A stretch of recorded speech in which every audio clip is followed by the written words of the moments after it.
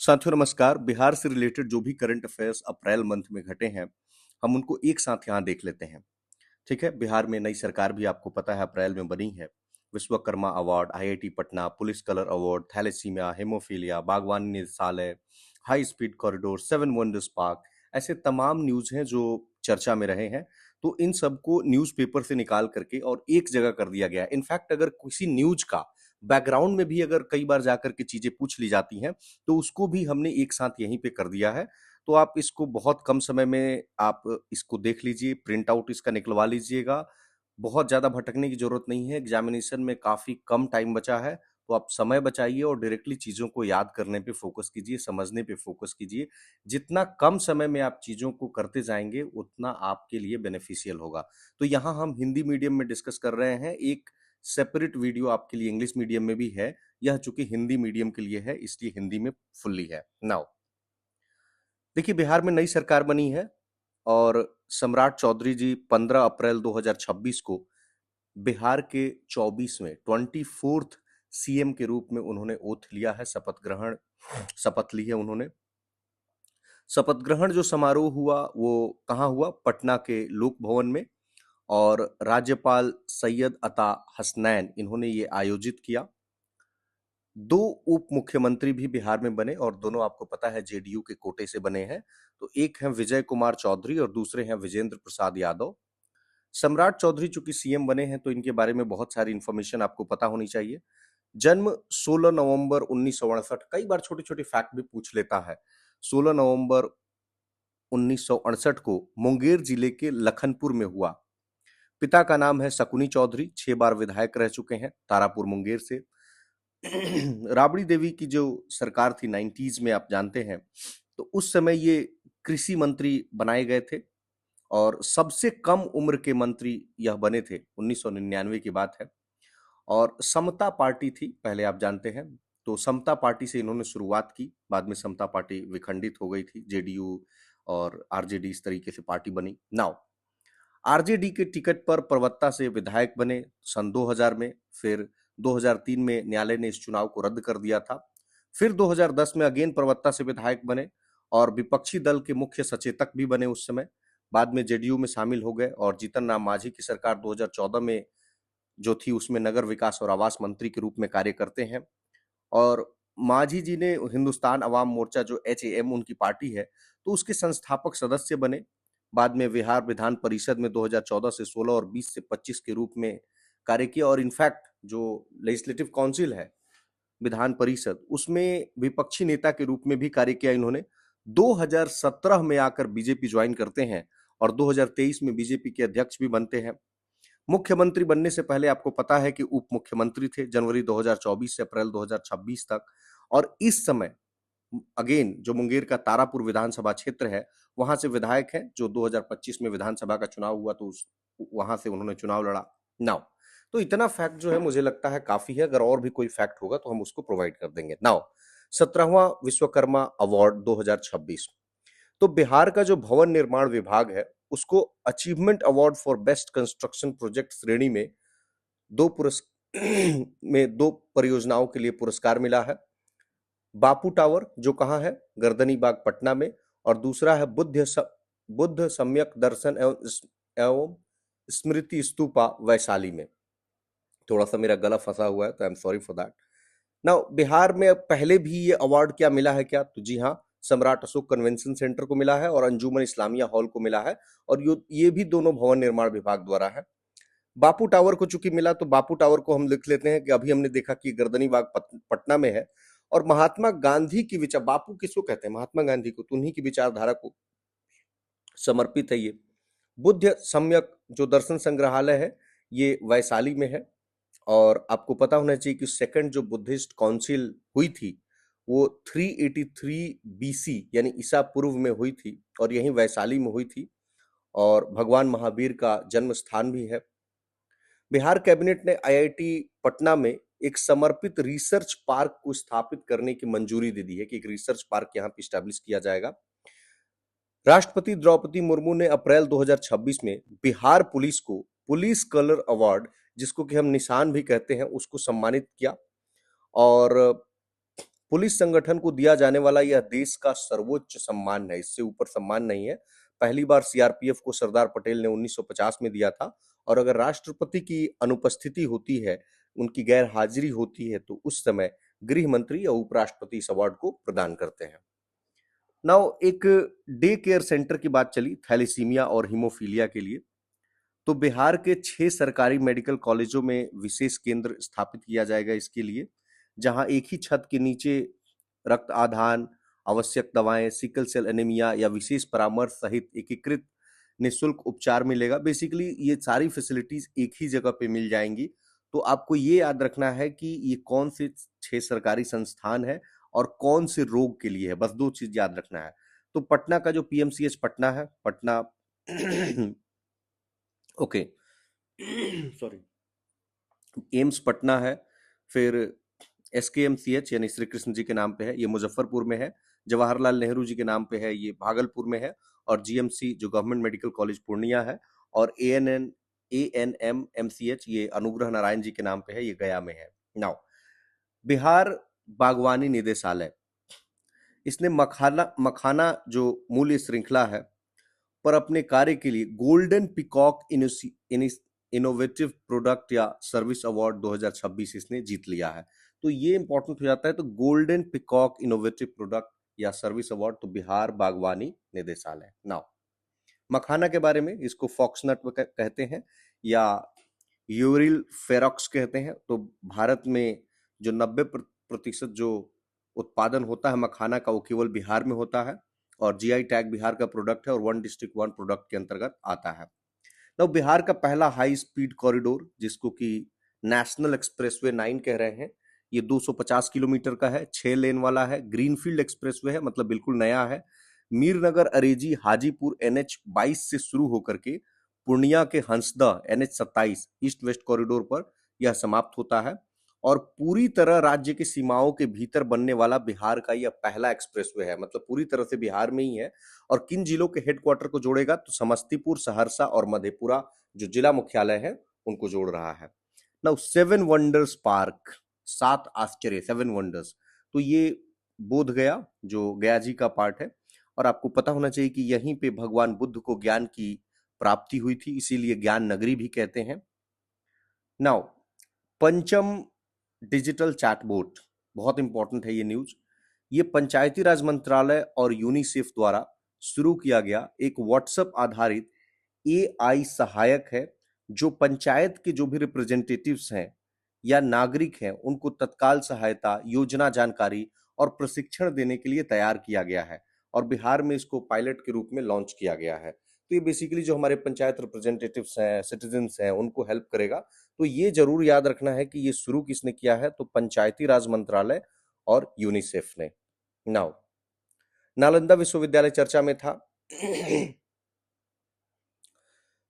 50 वर्ष राजनयिक संबंध हुए हैं भारत और पुर्तगाल के, तो इसके लिए राजगीर नालंदा में एक संवाद आयोजित किया गया।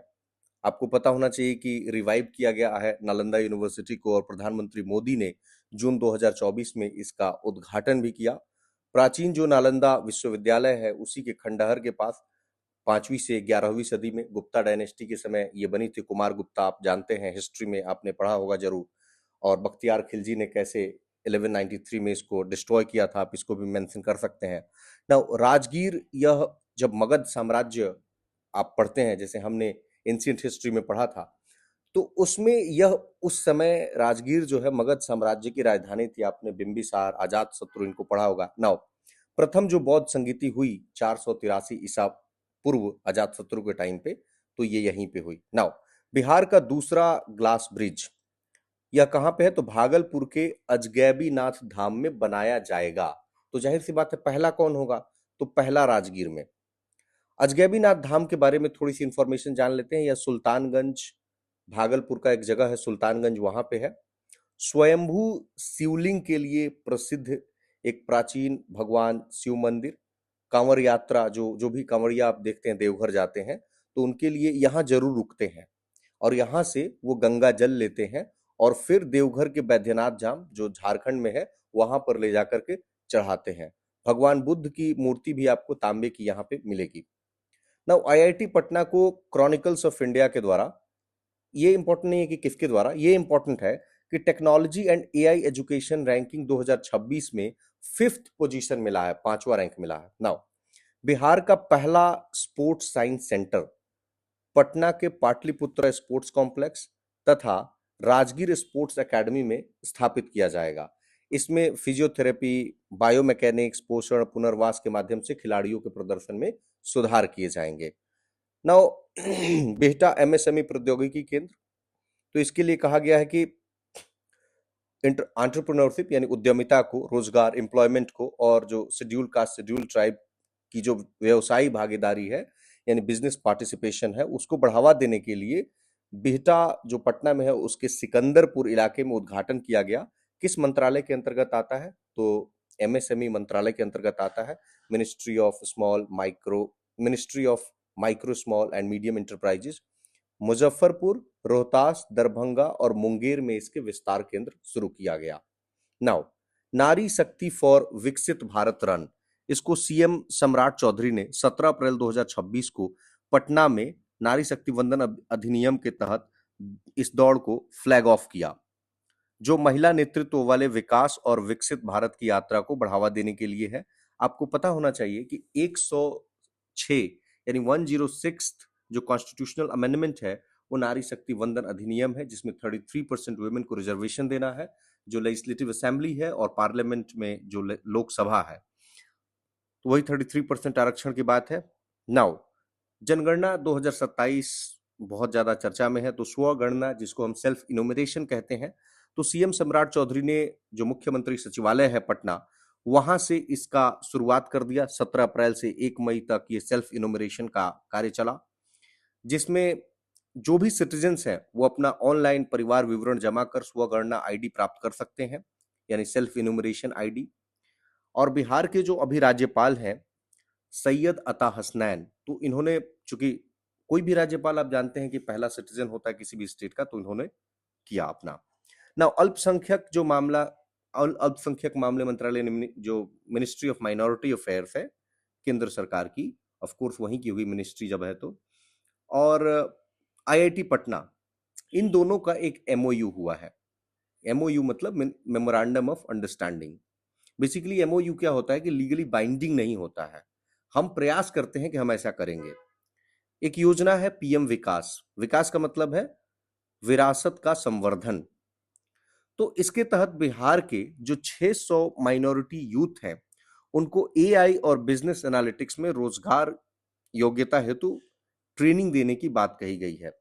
नित्या पांडे चर्चा में थी। यह बिहार के औरंगाबाद जिले की पीपरा की रहने वाली हैं और एशियन बॉक्सिंग अंडर 15 यानी 15 साल की कम एज और अंडर 17 17 साल से कम एज चैंपियनशिप 2026 में भारत का इन्होंने नेतृत्व किया।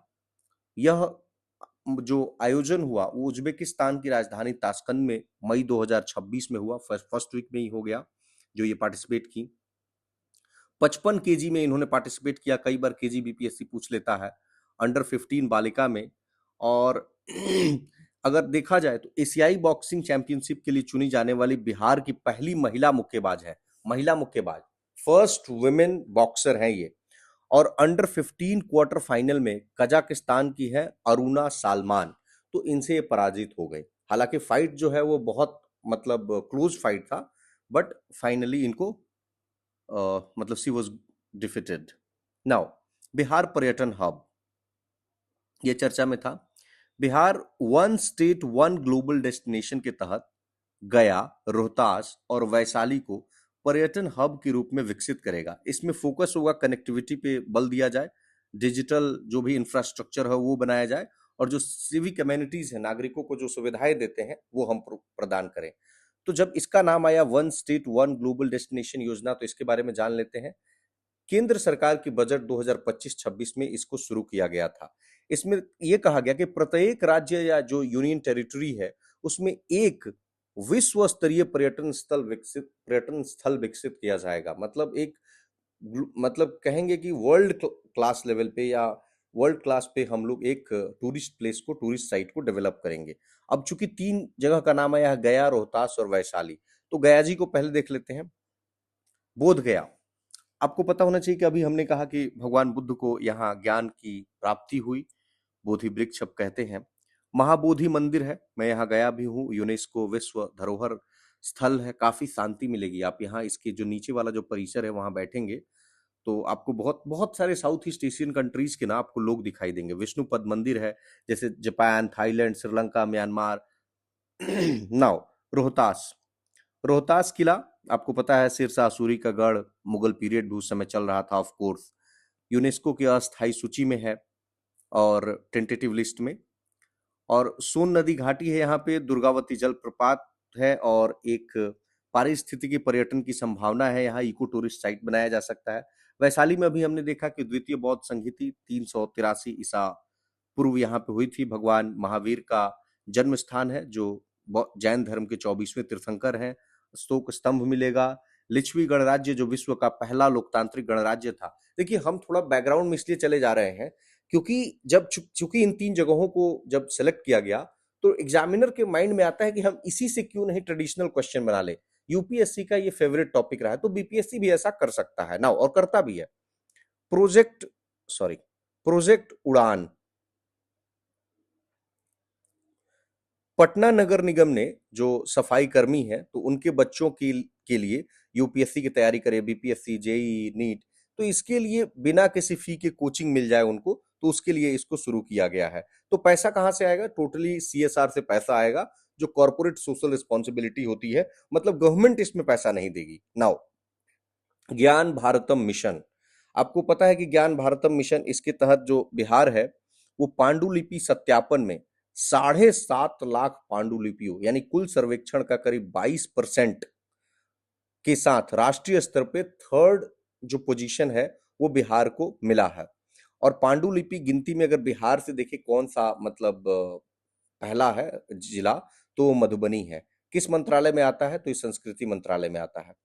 बिहार नर्सरी और ग्रीन टेक कॉन्क्लेव 2026, 3 दिवसीय यह कार्यक्रम था, राष्ट्रीय स्तर पे कार्यक्रम था, पटना के ज्ञान भवन में उद्घाटन किया गया। परंपरा से प्रगति, यह इसका विषय था। नाउ बाकी तो नॉर्मल चीजें हैं। बिहार हाईवे इमरजेंसी रनवे, आपातकालीन स्थिति में लड़ाकू और परिवहन विमानों के लिए उपयोगी हाईवे स्ट्रिप्स, जिसमें कि इसके लिए 3 इमरजेंसी लैंडिंग फैसिलिटी विकसित करने की योजना बनाई जा रही है। ये कौन कौन से हैं? पटना पूर्णिया एक्सप्रेसवे, अभी हमने देखा, नेशनल जो एक्सप्रेसवे 9, गोरखपुर सिल्लीगुड़ी एक्सप्रेसवे और राम जानकी मार्ग। उच्च सुरक्षा जेल, मतलब बहुत ही हाई सिक्योरिटी का जेल बिहार की कैमूर पहाड़ी में बनाने की मतलब एक योजना बना रहा है बिहार। इसमें किनको रखेगा? जो बहुत ही हार्ड कोर क्रिमिनल्स हैं, मतलब बहुत ही जो कुख्यात जो क्रिमिनल्स हैं उनके लिए ये बनाएगा। तो कैमूर पहाड़ियों के बारे में अगर आप जानेंगे तो ये बिहार और यूपी की सीमा पे है और विंध्य श्रृंखला का एक विंध्य रेंज का एक हिस्सा है। 16वां हॉकी इंडिया सब जूनियर पुरुष चैंपियनशिप, यह कहां आयोजित हुआ? तो नालंदा जिले के राजगीर स्पोर्ट्स कॉम्प्लेक्स में। कौन जीता इसको? उत्तर प्रदेश ने जीता। किसको हराया? मध्य प्रदेश को हराया। कितने से हराया? 5-2 से हराया। नाउ डीआरडीओ रक्षा एक्सपो, ये कहां पे आयोजित किया गया? तो बिहार में जो पूर्वी चंपारण जिला है उसका हेडक्वार्टर है मोतिहारी, तो वहां पे इसको ऑर्गेनाइज किया डीआरडीओ ने, महात्मा गांधी प्रेक्षागृह मोतिहारी में। यह 4 दिवसीय स्वदेशी रक्षा प्रदर्शनी था, 15, 16, 17, 18 अप्रैल तक, मतलब 15 से लेकर 18, 4 दिन तक। आत्मनिर्भर भारत को बढ़ावा देने के लिए इसमें ब्रह्मोस, आकाश, अर्जुन टैंक और बहुत सारी रडार जो टेक्नोलॉजीज हैं इनको प्रदर्शित किया गया। इसका थीम इंपॉर्टेंट है, शांति, सत्य और विज्ञान का संगम, सुरक्षित और आत्मनिर्भर भारत की ओर। मतलब हम शांति भी चाह रहे हैं, सत्य भी चाह रहे हैं और विज्ञान का, ये तीनों का संगम है, और सुरक्षित और आत्मनिर्भर भारत। उद्घाटन किसने किया? तो बीजेपी से हैं राधा मोहन सिंह, सांसद हैं बेसिकली पूर्वी चंपारण से, इन्होंने उद्घाटन किया। और एक और फैक्ट इनके बारे में जानिए कि संसदीय रक्षा जो स्थायी समिति है उसके ये अध्यक्ष भी हैं। नाउ महिला और बाल विकास मंत्रालय, इसने पोषण अभियान के तहत मातृ एवं शिशु पोषण, अनीमिया रोकथाम, संतुलित आहार, इस पर जागरूकता फैलाने के लिए इंपॉर्टेंट है यहाँ पे बेगूसराय। बेगूसराय में पोषण पखवाड़ा 2026 जो है इसको आयोजित किया। तो यहाँ पे पोषण अभियान इंपॉर्टेंट हो जाता है। यह कब शुरू हुआ? तो सन 2018 में 8 मार्च को, आपको पता है 8 मार्च का सिग्निफिकेंस क्या है? इंटरनेशनल वुमेन डे हम मनाते हैं। इसी दिन शुरू किया गया राजस्थान के झुंझुनू से। राष्ट्रीय पोषण अगर माह पूछा जाए तो वो सितंबर में मनाते हैं, और पखवाड़ा पूछा जाए तो ये मार्च में मनाते हैं, ध्यान दीजिएगा। अपूर्व वर्मा ये चर्चा में थी। ये बिहार के आरा जिले की रहने वाली हैं और अहमदाबाद में आयोजित हुआ एक नेशनल लेवल का मतलब प्रतियोगिता जिसमें इनको मिसेज इंडिया 2026 का खिताब मिला है। नाउ एनएफएसयू चर्चा में था, नेशनल फॉरेंसिक साइंस यूनिवर्सिटी यानी राष्ट्रीय फॉरेंसिक विज्ञान विश्वविद्यालय। तो पटना पटना और राजगीर में एनएफएसयू के सहयोग से साइबर फॉरेंसिक लैब स्थापित करेगा बिहार। क्या स्थापित करेगा? Cyber forensic lab. तो अब एनएफएसयू के बारे में जाने कि भाई ये क्या है, क्या काम करता है। तो जाहिर सी बात है फॉरेंसिक साइंस पे ये काम करता है, और ये भारत का ही नहीं पूरे विश्व का पहला और एकमात्र राष्ट्रीय स्तर का इस मतलब इस विषय पे ये यूनिवर्सिटी है। तो ये कहां पे है? इसका मुख्यालय गुजरात की राजधानी गांधीनगर में है। और कैसे बनाया गया? तो एक अधिनियम के तहत बनाया गया, यानी स्टैट्यूटरी बॉडी है कि राष्ट्रीय फॉरेंसिक विज्ञान विश्वविद्यालय अधिनियम 2020 के तहत।